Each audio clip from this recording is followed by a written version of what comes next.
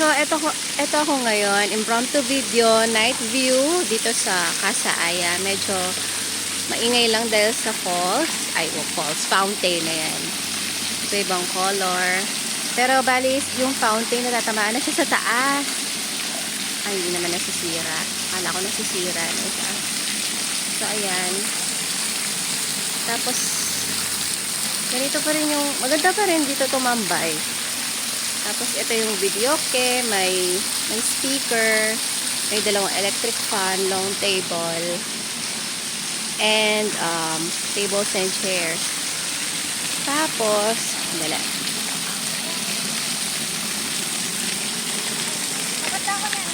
Sige, papadama na. Ito siya, overview. Yan, with the tents. And then, yung griller. Nandito yung griller. Yung griller nila,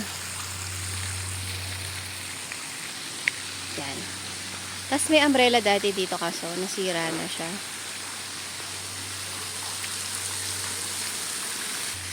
And then, ito yung parking area. Another parking area. Kasya siguro dito. Pitong sasakyan. Kung maliliit lang, 10 siguro. Spacious siya.